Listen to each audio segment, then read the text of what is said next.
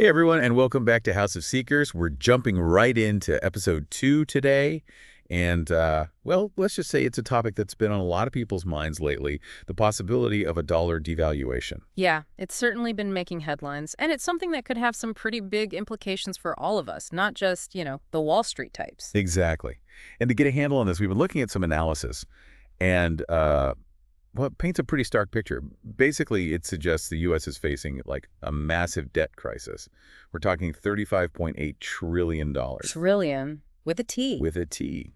And it's still growing. And this analysis argues the only way out might be to, well, devalue the dollar. It's interesting, because when you look at the history of spending in the U.S., the government has pretty much consistently spent more than it takes in, for the past 74 years. 74 years. Wow. That's, well, that's a really long time. It is. And all those years of spending more than we bring in has resulted in, well, almost constant budget deficits. So you're saying we've basically been in the red for almost 3/4 of a century. Pretty much. Jeez. You know what? This analysis actually includes a graph. It shows the U.S. budget, the deficit and surplus trends, and it goes all the way back to 1970. And I got to say, I was counting.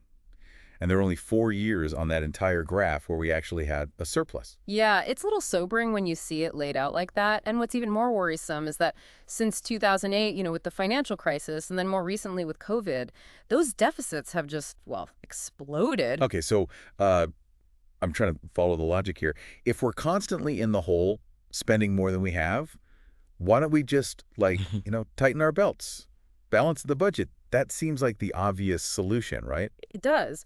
But the problem is the sheer scale of spending cuts that would be required to actually balance the budget. We're talking about something like $2 trillion per year. $2 trillion per year. How do you even wrap your head around a number that big? It's more than the entire Social Security budget, just to give you an idea. Wow.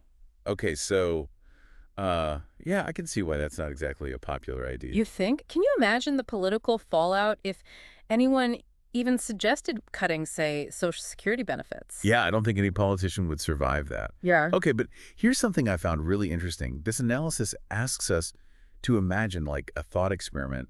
What would happen if we actually did it? What if the government just stopped printing money and went on this massive spending diet? It would be pretty chaotic, most likely. We'd probably see deflation, potentially a very serious economic depression, and of course, asset prices would plummet. Yikes. So, not a pretty picture. Not really. And let's face it, nobody wants to see their retirement savings disappear overnight. So it sounds like we're kind of stuck between a rock and a hard place. On one hand, this mountain of debt that keeps growing, and on the other hand, solutions that seem almost impossible to pull off. Which, I guess, leads us to the next part of our deep dive. Why devaluation might be, well, maybe not the best option, but the most likely one. The path of least resistance, perhaps? Yeah, maybe. And this is where it gets interesting. And, well, maybe a little unsettling, too. When we talk about devaluation, you have to think about who actually benefits from things the way they are now. And, well, the ultra-wealthy, they play a pretty big role. So you're saying the super rich are somehow, behind all this, pulling the strings? Not necessarily pulling strings, but their wealth, it's mostly tied up in assets, stocks, real estate, that sort of thing. And those assets tend to go up in value when we have inflation. So they're making money while the rest of us are struggling to, keep up with the cost of living. Basically, yeah. So they have a real incentive to keep things as they are, even if it means the currency slowly loses its value. So devaluation is kind of like the easy way out. I guess you could say that. Politicians, they can avoid making tough choices about spending cuts. Popular programs can keep running. And, well, most importantly, the people at the top, their power and wealth, those are protected. This analysis, it makes a really interesting comparison. They talk about how devaluation can actually make debt more manageable. They compare it to, a mortgage getting easier to pay off as incomes rise because of inflation. It's a pretty good analogy, actually. Think about it this way. If you owe, say, $10,000 today, and inflation is running at 5% 5 years from now, that $10,000, it won't feel like $10,000 anymore. It'll be more like, well, $7,800 in today's money. Whoa. Okay, so a little bit of inflation, it can actually help people get out of debt.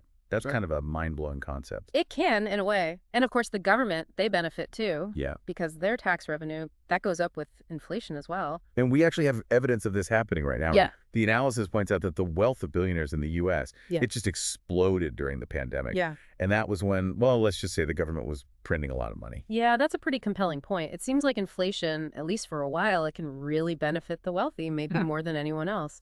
But isn't this whole devaluation thing a bit risky? I mean, haven't we seen this go really wrong in other countries? Of course, history is full of examples of countries trying devaluation when their finances get shaky, and a lot of times it doesn't end well. Like what happened in Weimar, Germany, or Venezuela. Exactly. Those are extreme cases, obviously. But they show what can happen when inflation and currency collapse get out of control. So it's not just like a developing world problem. Nope. Even developed countries can get into trouble. The UK, for example, back in the 70s, they had a period of runaway inflation. Their currency was tanking. They actually needed a bailout from the International Monetary Fund. The UK needing a bailout. Wow. Okay, so this can happen anywhere, even to the, big powerful countries. So if we are heading for dollar devaluation, like this analysis suggests, what can people do to, I don't know, protect themselves? Well, that brings us to the final part of our deep dive, and that's where gold comes in. All right, gold. It seems like whenever there's talk of, economic trouble, gold is always the thing people turn to. What's the deal with that? Well, gold, it has quite a history. It's been seen as this, like, ultimate store of value for centuries. Something that can survive pretty much anything.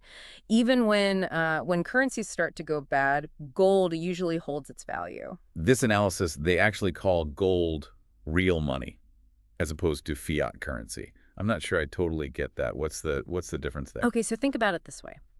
Fiat currency, like the dollar, it's basically backed by the government's promise, right? We trust that a dollar will be worth something tomorrow because, well, the government says it will. But that value, it can be eroded like we've been talking about. Inflation can chip away at it. So it's like the dollar is based on trust, but gold is, well, it's real. It's something tangible. You can hold it in your hand. Exactly. It has intrinsic value. And it's finite, There's only so much gold in the world.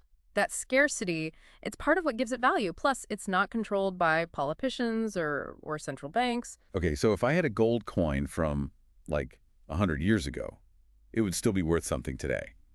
But a $100 bill from back then, well, that might just be a piece of paper. Pretty much, yeah. And that's why when things start to get shaky in the economy, investors, they often flock to gold. They see it as a hedge against inflation, a way to, keep their wealth safe when they don't trust currencies so much anymore. So if the dollar does devalue, gold could be like, I don't know, a life raft. It could help people, stay afloat financially. That's the idea. Historically, gold has done really well during currency crises. It's a safe haven asset, as they call it. It can help you, maintain your purchasing power when everything else is going crazy. Wow, this has been really eye-opening. So if I'm getting this right, it sounds like the U.S., well, we might be on track for a dollar devaluation, big debts, tricky political situations, that sort of thing. And gold might be the key to, getting through it okay. That's a pretty good summary, yeah. And one thing to remember, if history is anything to go by, it won't happen overnight. Devaluation, it's usually a gradual process. But that doesn't mean we shouldn't be ready. Absolutely. Definitely something to keep an eye on. And there's a lot more to learn about all this, the role of central banks, all the bigger implications of how things are changing in the financial world. But hey, that's what House of Secrets is all about, right? Trying to help you stay informed and, well, ahead of the curve. Thanks for joining us. And until next time, stay curious.